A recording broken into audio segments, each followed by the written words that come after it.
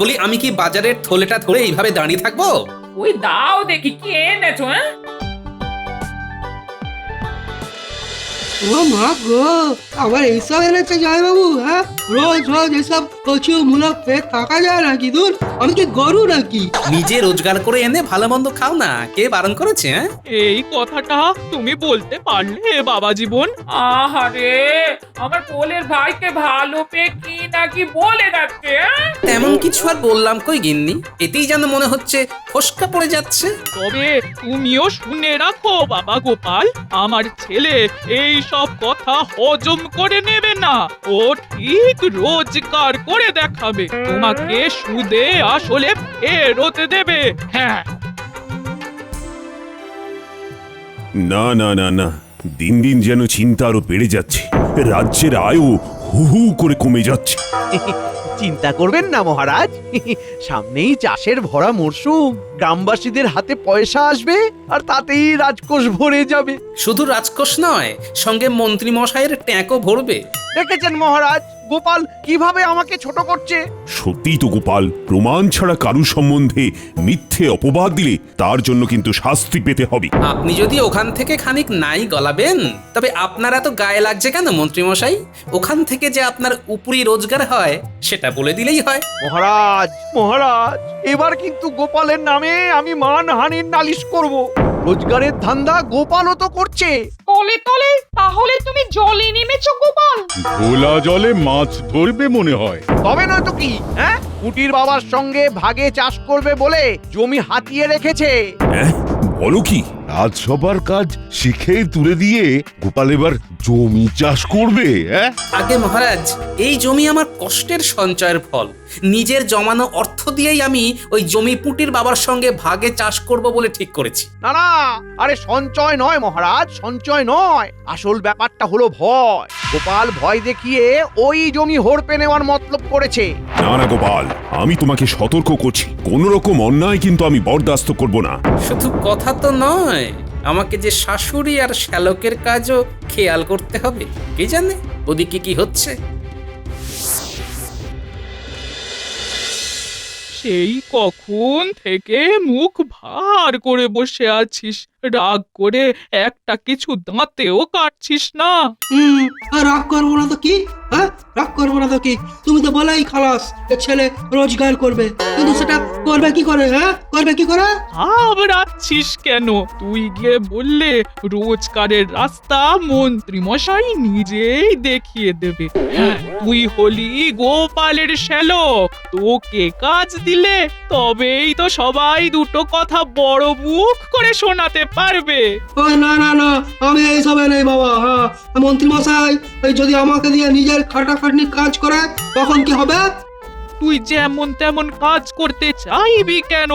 এমন কাজ করতে চাইবি যেটা জামাই বাবুর সামনে করে দেখাতে পারা যায়। হ্যাঁ, এই বুদ্ধিটা বেশ ভালো দিয়েছো তো। তাহলে আর মন্ত্রী মশাই আমাকে বেশি খাটাতে পারবে না।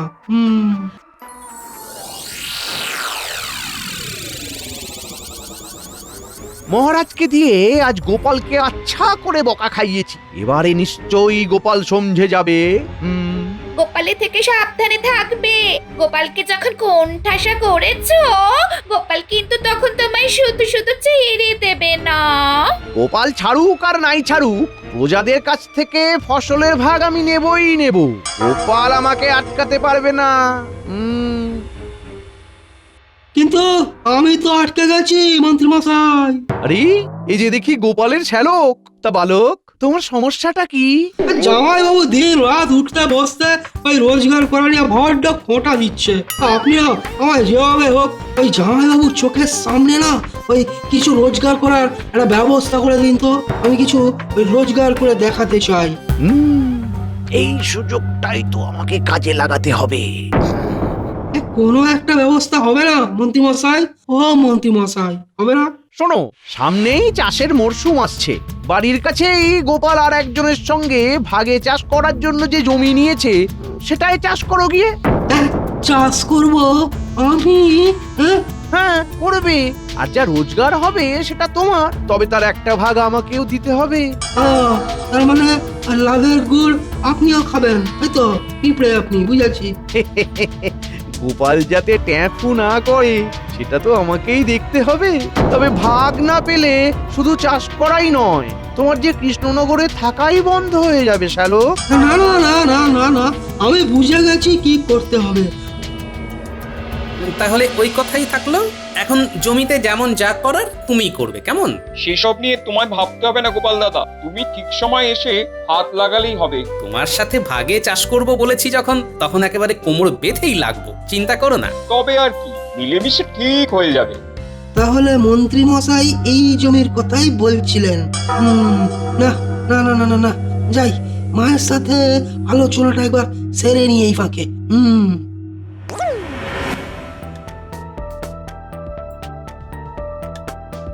কিরে, ব্যবস্থা হলো?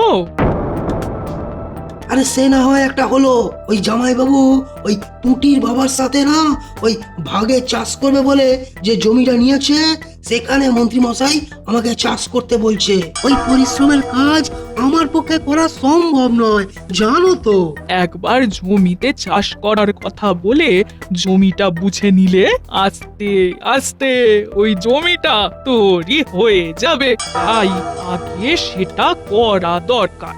বাকি চাষ করা না করার ব্যাপারটা কিভাবে সামলানো যায় সেটা পরে দেখা যাবে। কিন্তু জামাইবাবু এমনি এমনি তার জমিতে কি আমায় চাষ করতে দেবে? দেবে দেবে, না দিয়ে যাবে কোথায়? হ্যাঁ, এমন ভাবে চেপে ধরবো যে পালানোর পথ পাবে না।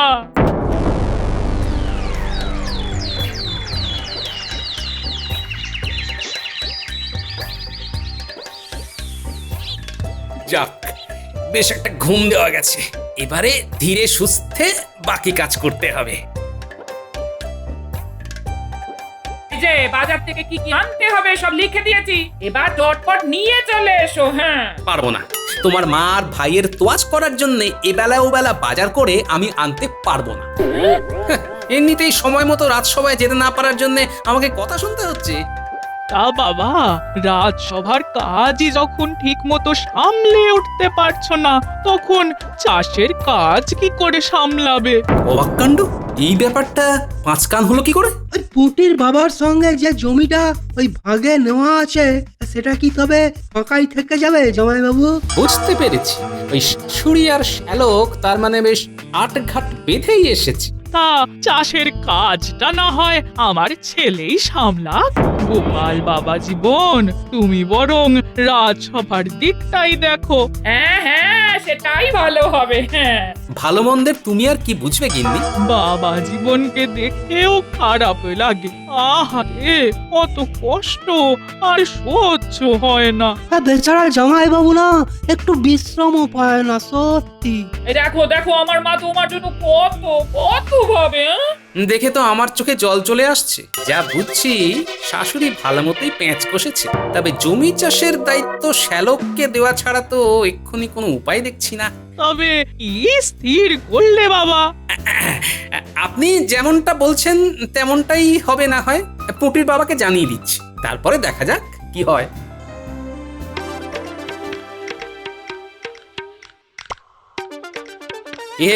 জমিতে কাজকর্ম কেমন চলছে?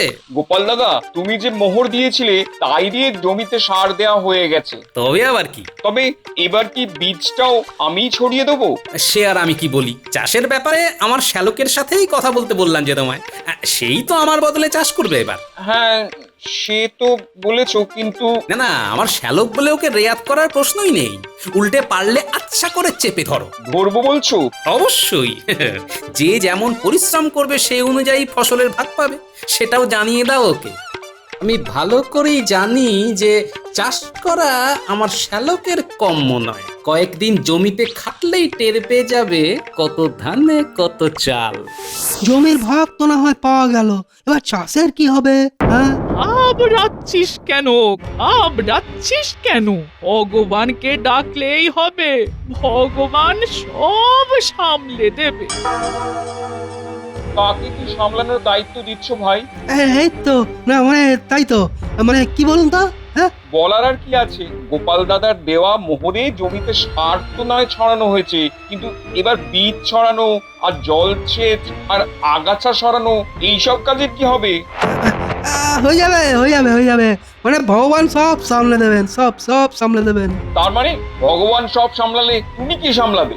আহা মুখা চড়ছো কেন তুমি বাবা? আগে নিজের কাজ করো, তারপর দেখবে সব হয়ে যাবে। নিজের কাজই তো করে যাচ্ছি। সে তো দেখতেই পাচ্ছি, আমার জামাই তোমাকে যে মোহর দিয়েছে তাতে শুধু সার নয় বীজও কেনা যায়। সেটা কেনা হয়েছে কি?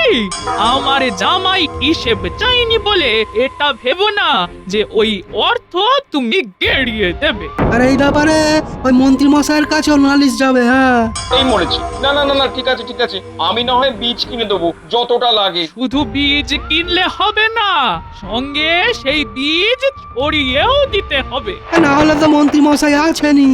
ও, কথায় কথায় মন্ত্রী মশাইকে ডাকার কি দরকার? বুঝেছি, যা করার আমাকেই করতে হবে।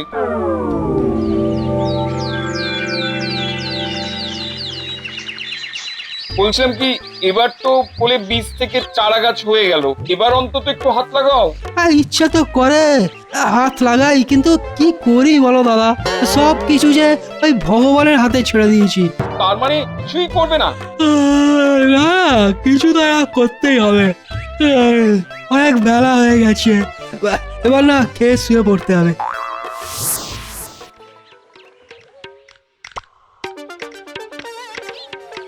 বাহ, চাষের কাজ তো মোক্ষম হয়েছে মনে হচ্ছে। না ভাই, তোমার কাজ আছে বলতে হবে। এই ঘাস উপড়ানো, গাছ বড় করা, প্রত্যেকটা গাছ জল পাচ্ছে কিনা দেখা, সবই তো নিজে দাঁড়িয়ে থেকে করছো তুমি। সবটাই তো আমাকেই করতে হবে। তোমার ভাগের যে জমি সেটার চাষও তো সে যত্নই নিল না, কিন্তু ফসল যা ফলবে সেটা তো সেই একসঙ্গেই কেটে বিক্রি করতে হবে। শ্যালক ফাঁকি দিয়েছে বলছো? তাকে কিছু বললেই সে সব কিছুর ভাগ ভগবানের উপরে চালিয়ে দিয়ে হাত গুটিয়ে দিয়ে বসে থাকে। দুঃখ করে আর কি হবে, যে যেমন কর্ম করবে তেমনই ফল পাবে।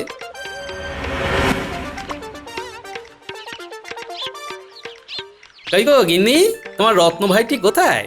দুবেলা চারবার খেয়ে ক্লান্ত হয়ে ঘুমিয়ে পড়লো নাকি? আরে বাবা, হয়েছেটা কি সেটা বলবে তো নাকি? কি আবার হবে? সৎ উপায়ে বাড়তি রোজগারের যে চেষ্টা করেছিলাম সেটাও আমার গুণধর শ্যালকের জন্য লাটে উঠতে বসেছে।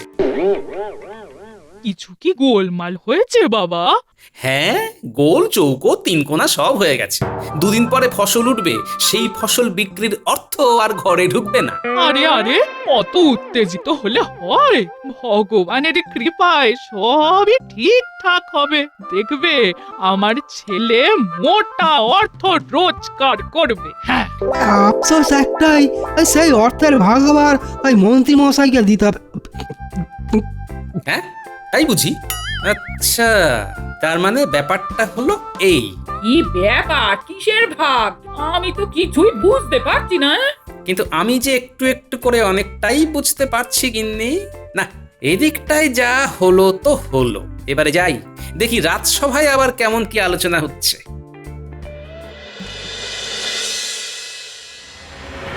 বলো মন্ত্রী, এবারে ফসল কেমন কি হয়েছে? এবারে তো জমিতে সোনা ফলেছে মহারাজ। আপনি নিশ্চিন্তে থাকুন, চাষিরা ভালো দাম পাবে। কিন্তু সেটা তো শুধু মুখে বললে হবে না, নিজে গিয়ে খোঁজ খবর নিয়ে দেখতে হবে তো। সেটা তো দেখতেই হবে। মন্ত্রী মশাইয়েরও তো একটা দায়িত্ব আছে নাকি? আর সেটা তো তিনি না বলতেই পালন করেন, তাই উনি তো যাবেনই। আর তারপর বাছাই করা কয়েকজনের কাছ থেকে ভাগের ভাগটাও নেবেনি। আবার গোপাল তুমি মন্ত্রীকে দোষারোপ করছো। আমার আর কি করার আছে আপনি বলুন মহারাজ। তাহলে মন্ত্রী, তুমি যখন প্রজাদের খোঁজ খবর নেবে তখন গোপালও সঙ্গে থাকবে, ফসলের হিসেব লিখে রাখবে। বেশ, তাই হবে।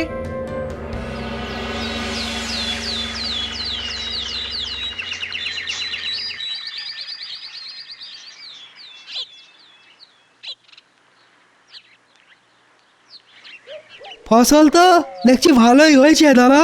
হ্যাঁ কিন্তু ফসল বিক্রির অর্থ তুমি চোখে দেখতে পাবে না ভাই। হ্যাঁ, কেন কেন? তো বুঝি আমার ভাগ নেই? তবে যাই, ওই মন্ত্রী মশাইকে গিয়ে জানাই। মনে হচ্ছে আমার কথাই আলোচনা হচ্ছে। হচ্ছেই তো আপনার কথাই তো হচ্ছে। নয় নয় করে 20 বস্তা ধান ঘরে উঠলো, কিন্তু দাদা যে ভাগ দিতেই ওই টালবাহানা করছে, অথচ জমির অর্ধেক ভাগ আমার। 20 বস্তা ফসলের হিসাবটা লিখে ফেলি তাহলে।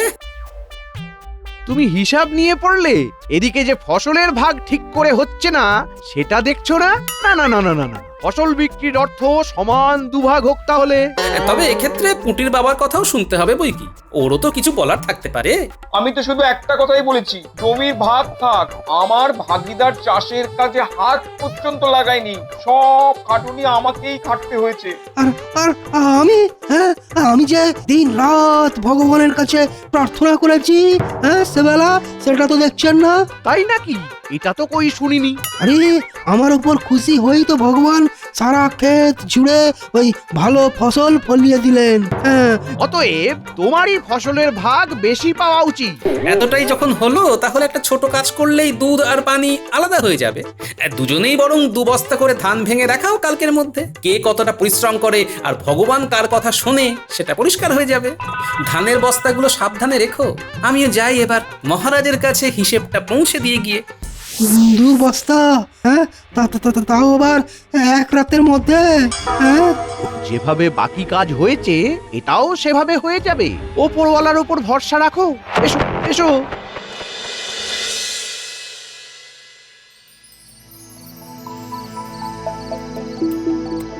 মনে হচ্ছে সদর দরজা খোলার আওয়াজ। ওপরওয়ালা যেমন যেমন বলে দিয়েছে শ্যালক বাছাধন তাই করছে। সাধে কি আর আমি তাড়াতাড়ি আলো নিভিয়ে শুয়ে পড়ার ভান করেছিলাম? যাই পিছু পিছু গিয়ে দেখি, কিছু তো একটা ঘটবেই।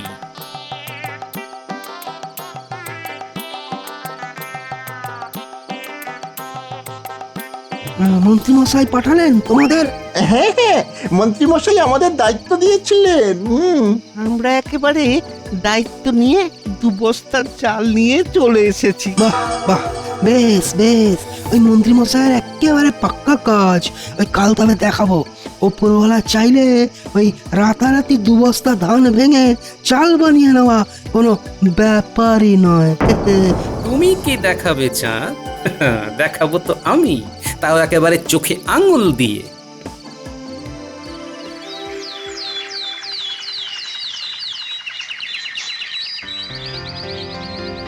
কি মন্ত্রী আর গোপাল দুজনই হাজির যে, ওদিকে তবে ফসলের হিসেব নেওয়ার কি হলো? কি করব মহারাজ, গোপালই তো সব গুলিয়ে দিল। আগে মহারাজ, এক জায়গায় ফসলের ভাগ বুঝতে গিয়েই তো সব গোলমাল হয়ে গেল। ও, গন্ডগোলটা কি তবে ওই 20 বস্তা ধান নিয়ে? গোপাল কাল একটা হিসেব দিয়েছে বটে। আপনি বলুন মহারাজ, একজন না হয় জমিতে কাজ করলো, কিন্তু আর একজন রাত নেই দিন নেই সারাটা সময় ওপরওয়ালাকে ডেকে গেল যাতে চাষের কোনো ক্ষতি না হয়, তবে তার অবদান কি কম? তুমি তো দেখছি আমাকে ভাবিয়ে তুললে। আপনার সব ভাবনার একটাই সমাধান মহারাজ, চলুন আমার সঙ্গে। হাতে পায়ে কাজ করা নাকি ভগবানের ডাকা, কোনটা দিয়ে কেল্লা ফতে হয় সেটা দেখবেন গিয়ে চলুন। হ্যাঁ, সে তো না হয় হলো, কিন্তু দেখবোটা কি?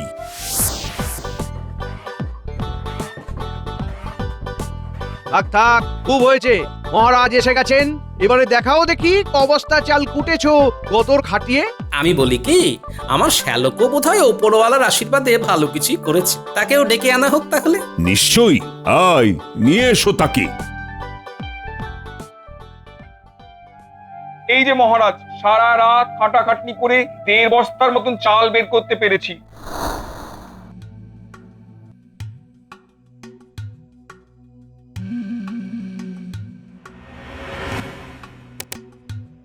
ওপরওয়ালার আশীর্বাদে আমার কিন্তু 2 বস্তা চাল তৈরি মহারাজ।